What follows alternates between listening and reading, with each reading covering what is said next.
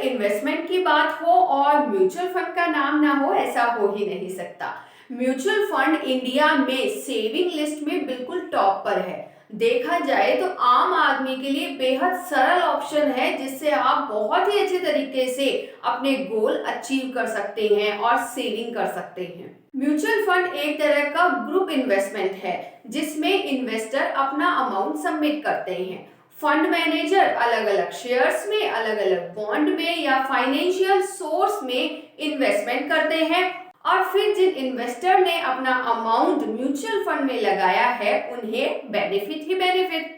Future में बच्चों की एजुकेशन के लिए, बच्चों की शादी के लिए कब और कितना अमाउंट आपको चाहिए, ये भी आप म्यूचुअल फंड के जरिए डिसाइड कर सकते हैं और किस सन में आपको कितना अमाउंट चाहिए उसके अकॉर्डिंगली आप इन्वेस्ट कर सकते हैं।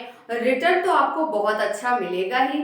अब म्यूचुअल फंड के बेनिफिट्स की बात करें, जब तक आपको म्यूचुअल फंड के बेनिफिट्स पता नहीं चलेंगे तब तक आप म्यूचुअल फंड में एंट्री नहीं कर सकते हैं। सबसे पहले छोटे अमाउंट से स्टार्ट, मतलब कि आप यदि ये सोचें कि हर मंथ मेरे पास में कम ही अमाउंट है जो कि मैं सेव कर सकती हूँ, तो आप कम से कम अमाउंट मतलब कि 500 रुपए से भी आप अपना म्यूचुअल फंड खुलवा सकते हैं, यानी एसआईपी स्टार्ट कर सकते हैं। मंथली टाइम टू टाइम आपके अकाउंट से 500 रुपीज की एसआईपी आप स्टार्ट कर सकते हैं।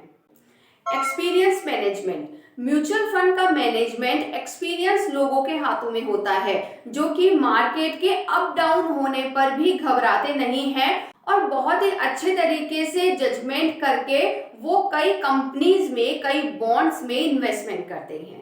रिस्क, म्यूचुअल फंड में इन्वेस्टमेंट करने से जो अमाउंट है वो अलग अलग कंपनीज में इन्वेस्ट किया जाता है। यदि किसी एक शेयर में हमें प्रॉफिट नहीं होता है या नुकसान होता है तो दूसरे शेयर का जो हमें प्रॉफिट है वो बैलेंस कर देता है। इसलिए इसमें रिस्क ना के बराबर होता है, हमें घबराना नहीं चाहिए। यदि एक फंड हमें बेनिफिट नहीं देता तो दूसरा फंड उसको बैलेंस कर देता है।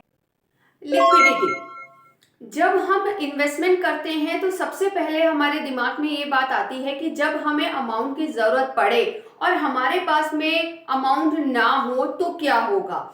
तो मैं आपको ये श्योर कर दूं कि म्यूचुअल फंड में जब हम इन्वेस्टमेंट करते हैं तो जब भी आपको जरूरत पड़े तो बेझिझक होकर आप अपने अमाउंट को निकाल सकते हैं। मार्केट सिचुएशन के अकॉर्डिंग आपको बहुत ही अच्छा बेनिफिट भी मिल जाएगा और इजी तरीके से आप अमाउंट को निकाल सकते हैं।